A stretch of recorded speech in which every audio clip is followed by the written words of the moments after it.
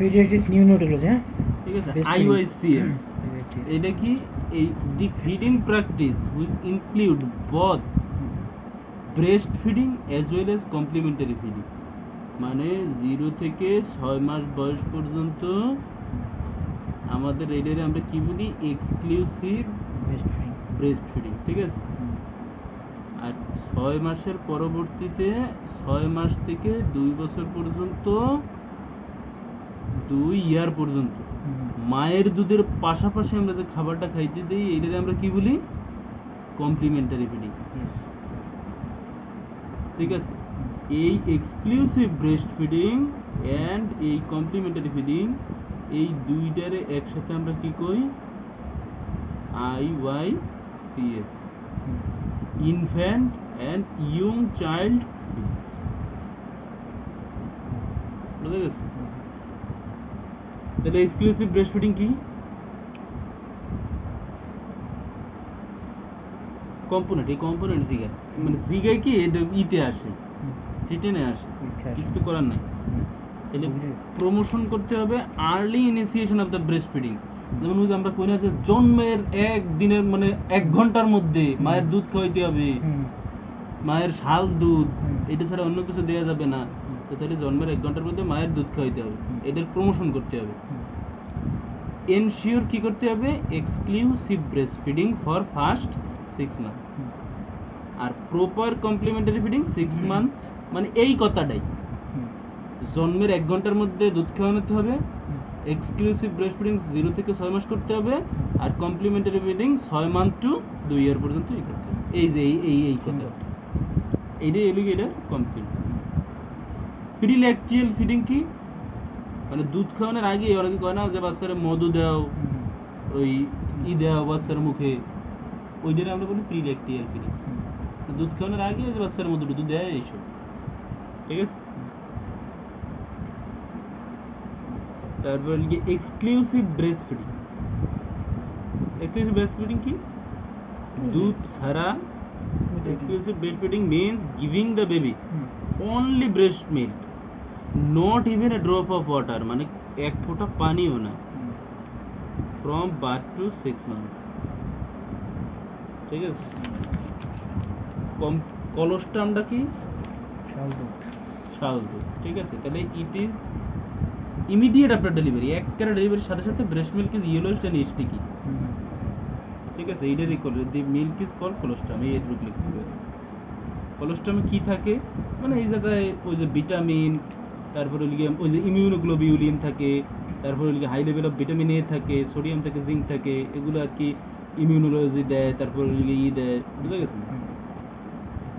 এদিকে cholesterol. Advances of breast feeding, এটা সারা জীবনে আমরা পড়ে এসেছি, benefit to the baby, benefit to the mother, benefit to the family and society. বাচ্চার টাকা বাঁচে, এই বাঁচে, তারপরে বাচ্চার ইনফেকশন কম, বাচ্চার মেন্টাল দাঁত গঠন, মেন্টাল গঠন, তারপর মায়ের চাপ কমে, মায়ের ব্রেস্ট ক্যান্সার থেকে মুক্তি পায়, তারপর ইনভলিউশনে হেল্প করে, ঠিক আছে। এইটা খুব সুন্দর করে বুঝাইছি, পজিশনিং এন্ড অ্যাটাচমেন্ট। ওই যে বাচ্চাটা এরকম করে ধরতে হবে, গাইনিতে এই একই জিনিস আগেই কইছিলাম যে নিউরোটোলজিটা এই সেম গাইনিতেও আছে, এটাও আছে, ঠিক আছে। এই জিনিসটা বুঝি, কিন্তু আমি হুবহু মানে লেখার ক্ষেত্রে তো বলতে হবে, তাই না? এটা একটা মাইমিক্স আছে নি,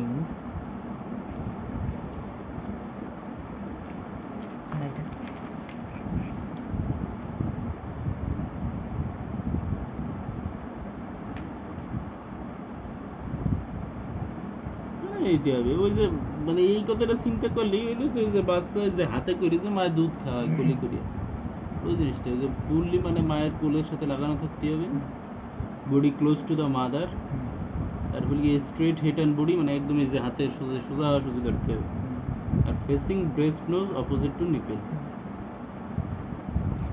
ঠিক আছে। নিপেলের অপোজিটেই বাচ্চার ব্রেস্ট নোজ থাকবে।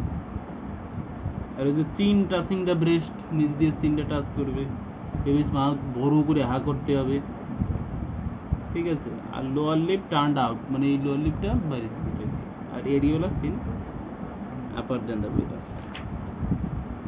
কমপ্লিমেন্টারি ফিডিং কি, ওই যে যেটা কইলাম, ঠিক আছে।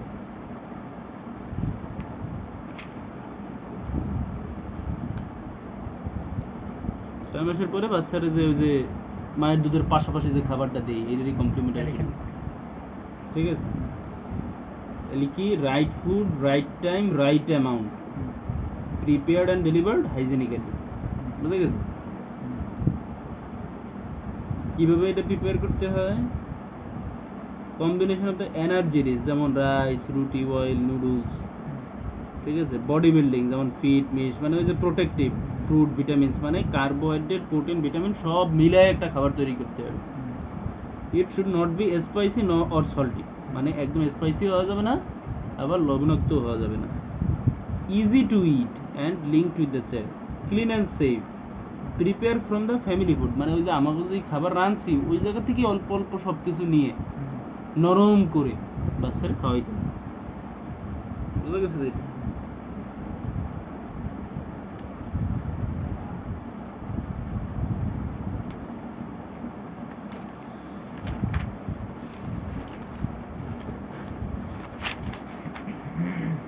গ্রোথ এন্ড ডেভেলপমেন্ট আরএস ইনকমপ্লিটিভ তেমন লাগে না এটা তো বোঝা যায় আরএস ইনকম্প্যাটিবিলিটিটা কি সংজ্ঞাটা আসছে না সংজ্ঞাটা একটু মুখস্থ করে দিও এদিকে আর এর সঙ্গে আসে না তারপর মামা এই সংজ্ঞাটা ইসে আসছে ইসে আছে ওই হ্যাঁ গাইনের ওই জায়গায় গাইনের ওই জায়গায় আর এস ইনকমপ্লিট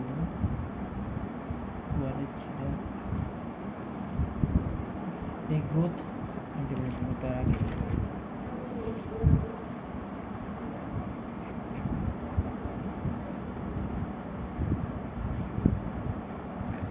এই জায়গার সঙ্গে আবার ব্যতিক্রম আচ্ছা তাহলে এটা পড়া যাবে না ওদের সময় আবার একটু এই যে এইটা খুবই লাগে শুরুই করে এইটা দিয়ে এইটা কিন্তু ওই পেডিয়াট্রিক্স বইয়ের প্রথম চ্যাপ্টার এই গ্রোথ এন্ড ডেভেলপমেন্ট আরে আগে তো বাচ্চার গ্রোথ হবে তারপরে ডেভেলপমেন্ট হবে তারপরে অন্যান্য ডিজিজ হবে এইটা কিন্তু বাচ্চার প্রথম আগে ব্রেস্ট ফিডিং কিন্তু এইটা হলো কি বইয়ের প্রথম চ্যাপ্টার একদম ওই যে পেডিয়াট্রিক্স বইয়ের তাহলে গ্রোথ আর ডেভেলপমেন্ট গ্রোথটার কি বলে আর ডেভেলপমেন্ট কোনটা growth refers to physical maturation এটা কি physical maturation and signifies increase in the size of the body part and various organ বুঝা গেছে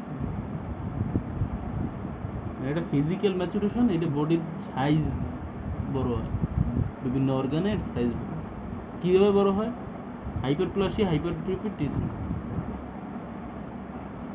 আর ডেভেলপমেন্টটা কি ডেভেলপমেন্টটা হলো কি acquisition and maturation of skill behaviour value বুঝা গেছে কাহিনীটা মানে বাচ্চাটা যে গায়ে গুতরে বড় হচ্ছে এইটা হলো গ্রোথ আর বাচ্চারা যে বুদ্ধি বিবেক ইন্টেলিজেন্স দিয়ে বড় হচ্ছে এইটা হলো ডেভেলপমেন্ট ঠিক আছে তাহলে অ্যাকিউজিশন এন্ড ম্যাচুরেশন অফ ওইটা হলো ম্যাচুরেশন অফ দ্য ফিজিক্যাল আর এইটা maturation of the skill behaviour and values মানে মূল্যবোধ সামাজিক মূল্যবোধ ব্যবহার তারপরে কাজকর্ম সামাজিক মূল্যবোধ এইসব থেকে যে বড় হচ্ছে এইটারে আমরা বলবো কি ডেভেলপমেন্ট এটার সাথে কি কি জড়িত এটার সাথে জেনেটিক ইনফ্লুয়েন্স আছে যেমন কারো কারো যে ডাউন সিনড্রোম যদি হয় তাহলে তো হয় কি বলদ টাইপের ওর ডেভেলপমেন্ট হয় না গ্রোথ হয় ঠিক তারপরে লিখে নিউট্রিশন যদি না পায় ঠিক আছে লো বার্থ ওয়েট যদি হয় হরমোনের অভাবে থাইরয়েডের অভাবে যদি প্রবলেম হয় ওই যে হয় না থাইরয়েডের অভাবে তারপরে কি chronic illness TB heart disease যদি থাকে ক্রোমোজোমাল অ্যাবনর্মালিটি এই যে down syndrome Turner syndrome emotional disturbance ঠিক আছে আর আদার্স সোশ্যাল কালচার তাহলে এইসব ফ্যাক্টরগুলো শুধু নাম করে কইলেই হবে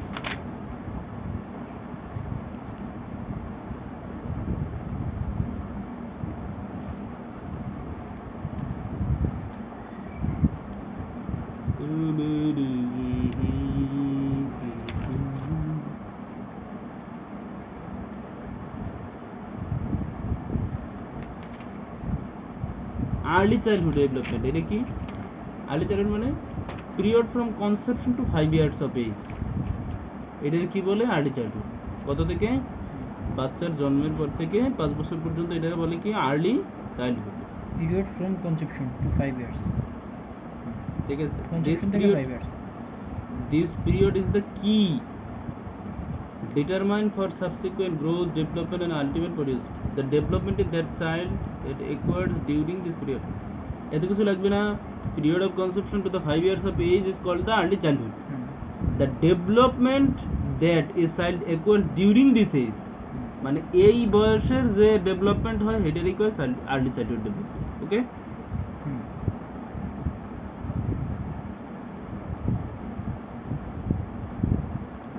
এইবার হলো কি প্যারামিটার মানে কি কোনটা দ্বারা আমরা বুঝবো যে তাহলে এই আর্লি চাইল্ডহুড ডেভেলপমেন্ট কি conception to 5 years of age is called early childhood. Early childhood জিনিসটা কি এইটা আগে বল, তারপরে এই সময় যে ডেভেলপমেন্ট হয় সেটারে বলে the period from conception to 5 years of age. হ্যাঁ, for the development that a child occurs during this period. এইটা তো পিরিয়ড এই কনসেপশন তো 5 এজ এইটারে বলা হয় আর্লি চাইল্ডহুড. এই আর্লি চাইল্ডহুডে যে ডেভেলপমেন্টটা হয় এটারে কয় আর্লি চাইল্ডহুড ডেভেলপমেন্ট.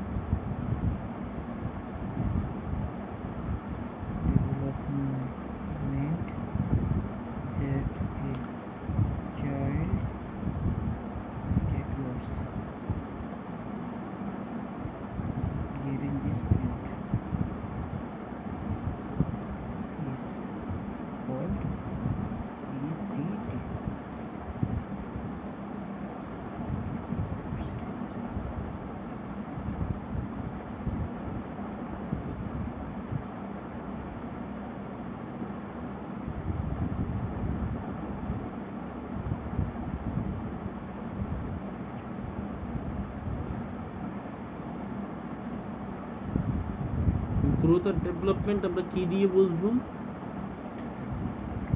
এই যে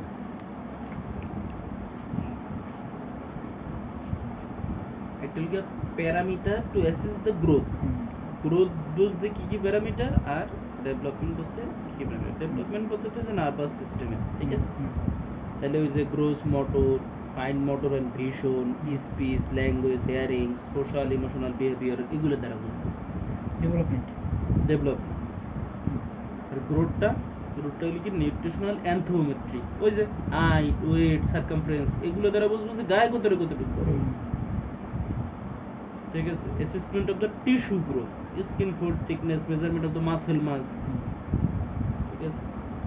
বোন age, dental age, body proportion. বুঝা গেছে? তাহলে কি কি অ্যানথ্রোপোমেট্রি এগুলোর মধ্যে কি হাইট, ওয়েট, হেড, পেলভিস, তারপরে কি টিস্যু গ্রোথ, মাসল মাস, তারপরে হলো কি ডেন্টাল এজ, এইটা দিয়ে তো আমরা মেইন এজ বের করি. তারপরে হলো কি বডি এজ এগুলো দ্বারা. আর ওইটা হলো কি স্কিল, স্পিচ, ল্যাঙ্গুয়েজ, হিয়ারিং ওগুলো দ্বারা development. Gross motor, fine motor. এইবারে হলো গিয়ে এই জায়গায় আমাদের বাচ্চা জন্মের পরে যে কয় বছরে গার সোজা করে, কয় বছরে হামাগুড়ি দেয়, কয় বছরে উঠে দাঁড়ায়, এইটা একটা বড় চার্ট আছে. এত চার্ট তো আর মুখস্থ করে পারা যায় না. যেগুলো যেই দুইটা বেশি আসে সবই মুখস্থ করছি, আলুই যেই দিবে. এই যে এইটারে আমরা কি বলি ডেভেলপমেন্টাল মাইলস্টোন, যে বাচ্চা কোন বয়সে কি করবে, ঠিক আছে. তাহলে মূলত যেটা পরীক্ষা বেশি আসছে এই দুইটা পড়লে আপাতত হচ্ছে. কি কি একটা হলো গিয়ে 1 বছর বয়সে, আর একটা হলো গিয়ে 18 মাস বয়সে, মানে কি 1.5 বছর. আর আরেকটা হলো গিয়ে 9 মাস বয়সে. দেখি 9 মাস বয়সে, 1 বছর বয়সে, 1.5 বছর. এগুলোর মেইন কি কি? একটা হলো gross motor, fine motor and vision, আরেকটা হলো গিয়া স্পিচ, ল্যাঙ্গুয়েজ এন্ড হিয়ারিং, ঠিক আছে. আর একটা কি সোশ্যাল বিহেভিয়ার. তাহলে এই চারটা কিরকম কি ঘটে এইটা দ্বারা আমরা বুঝবো বাচ্চা গাগতরে এবং developmental growth and developmental milestone বুঝবো যে বাচ্চা বর্তমান কেমন এইজে আছে, এইজ অনুসারে বাচ্চার এগুলো ঠিক আছে কিনা। তাহলে কি কি? Gross motor, fine motor and vision, চারটা প্যারামিটার আগে মুখস্থ কর। Gross motor, fine motor and vision, speech language and hearing, social emotional behaviour. social emotional behavior, speech language and hearing, social emotional behavior.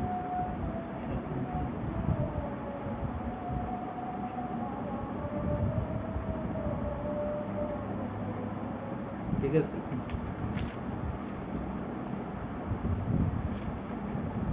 9 মাস বয়সে বাচ্চা কি করবে? প্রথম গ্রোস মোটরে ক্রলস মানে কি?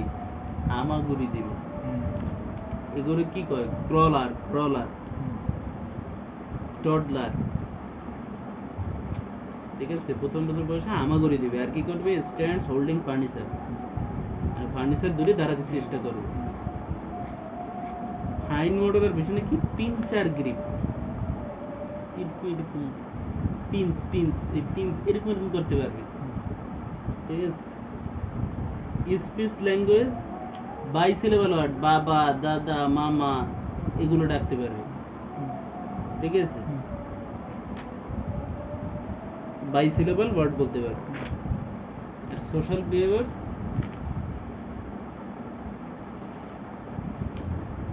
পিকাবো এরকম করতে পারবে, তালি দিতে পারবে। Hand clapping, waves bye bye. ঠিক আছে? হ্যান্ড ক্লাপিং আর ওয়েভস বাই বাই। তাহলে বোঝা গেল জিনিসগুলো কি? hand cap ক্রস clapping, মোটরে হাততালি,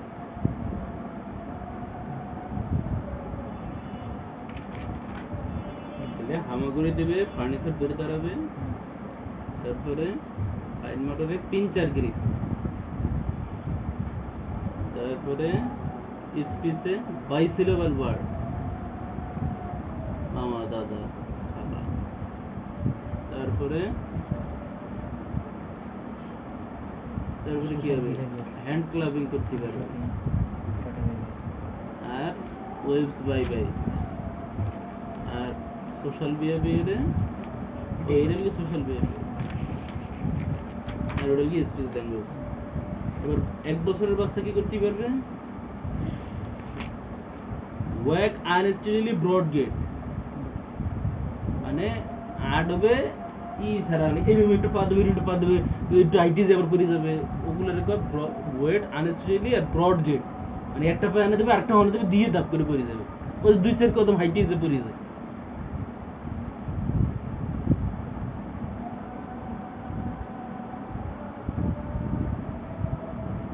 আর ফাইন মুভমেন্ট, থ্রো সাবজেক্ট, মানে ছুরি মারতে পারবে, বল ছুরি মারতে পারবে। আর কি করতে পারবে? এই পেজ উল্টাইতে পারবে, turn the page.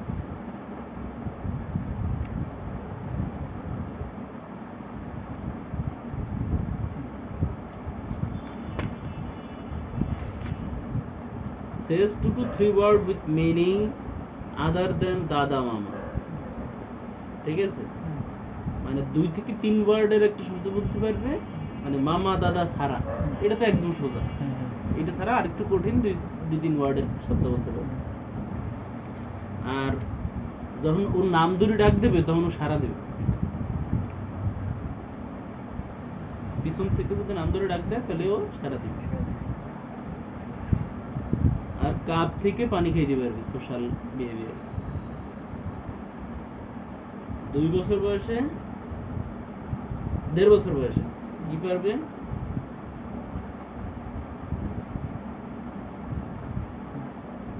Walk backward, মানে নরমালি তো হাঁটতে পারবেই, পিছনের দিকে হাঁটতে পারবে। পিছনের দিকে হাঁটাটা কিন্তু একটু কঠিন, তাহলে বাচ্চা পিছনের দিকে হাঁটতে পারবে, walk backward. Vision and fine মোটরে ওই যে বাড়ি বানায় না, ওই যে আমরা ওই যে ই দিয়ে যে এইগুলো যে খেলনা কিনে দিই না গুড়াগাড়ার, যে বিল্ডিং বানানোর, ওই 3 কিউবস দিয়ে টাওয়ার বানাই দিবে। Speech language hearing, points of the 3 body part on request,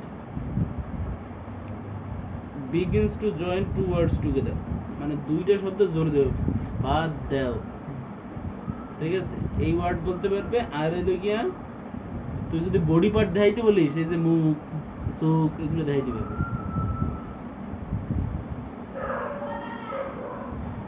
R social emotional, এটা হলো হোল্ড স্পুন, চামচ ধরতে পারবে, চামচ ধরে মুখে দিতে পারবে।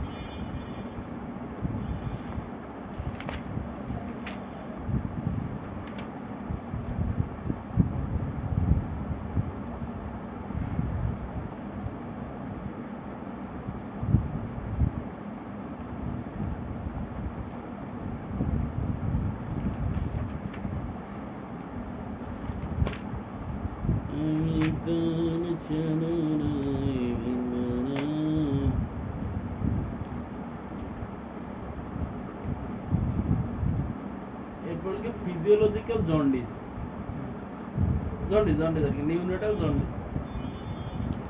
নিউনেটাল জন্ডিস কয় ধরনের?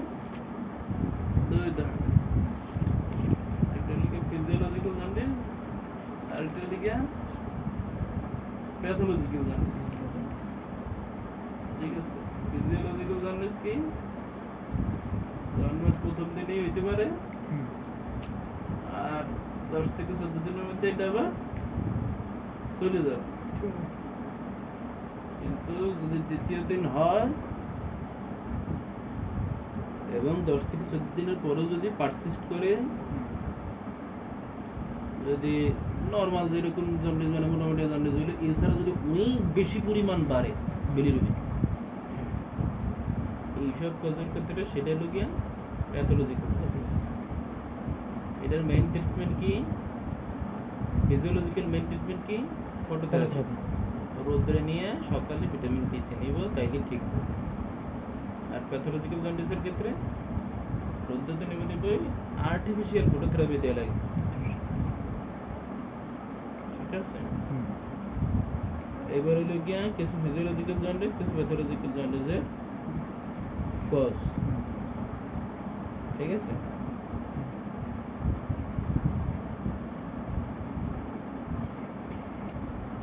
বাচ্চা হওয়ার পর তখন আর গাইনোকোলজির কোনো কাজ নেই, কাজ তখন পেডিয়াট্রিক্স। পেডিয়াট্রিক্সের